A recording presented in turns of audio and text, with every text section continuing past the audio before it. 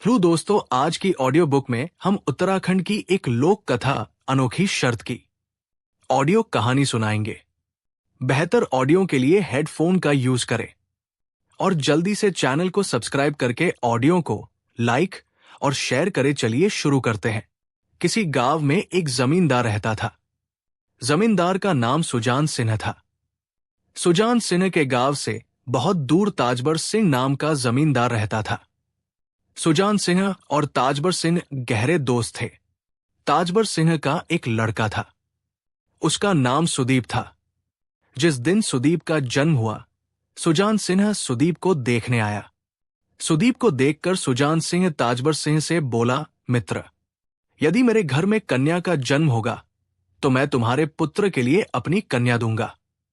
कुछ समय बाद सुजान सिंह के घर पुत्री का जन्म हुआ। उसने पुत्री का नाम कबूतरी रखा। देखते देखते दोनों ब्याह योग्य हो गए। उनकी शादी की तिथि तय हो गई। सुजान सिंह और ताजबर सिंह को शर्त लगाने का बड़ा शौक था। वे एक दूसरे से शर्त लगाते रहते थे। जो शर्त हारता वो दूसरे को जुर्माने के रूप में धन देता था।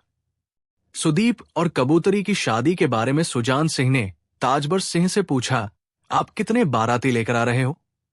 पूरे 100। ताजबर सिंह बोला, ठीक है, हम 100 मेहमानों की व्यवस्था कर लेंगे, किंतु हमारी शर्त है, सभी मेहमान मांस खाने वाले होने चाहिए।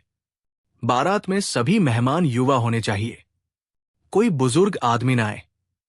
सुजान सिंह को ताजबर सिंह की शर्तों के बारे में पता था। वो कई बार ताजबर सिंह की शर्तों में उलझ भी चुका था।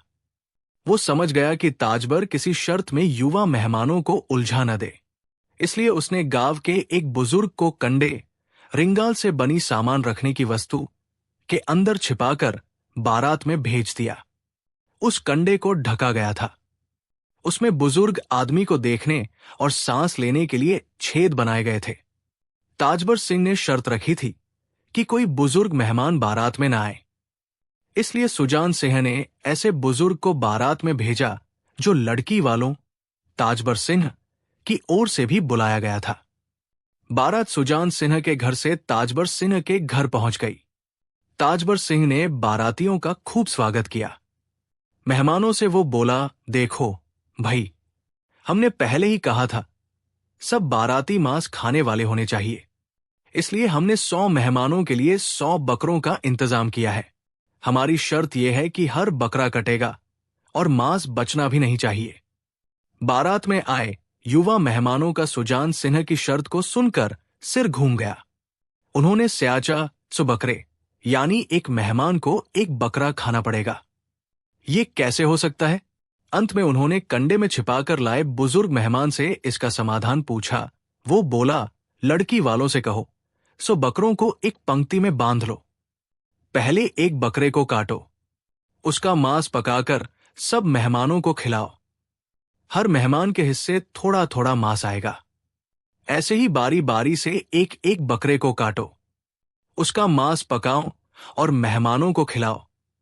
युवा मेहमानों ने ताजबर सिंह को ये बात बता दी। वो समझ गया बारातियों में कोई बुजुर्ग अवश्य आया है।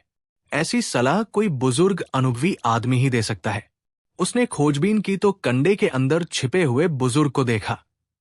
बुजुर्ग कंडे से बाहर आया। बुजुर्ग को देखकर ताजबर सिंह मेहमानों से बोला, भाई, तुमने शर्त में धोखा दिया है। हमने कहा था बाराती के रूप में कोई बुजुर्ग नहीं आना चाहिए।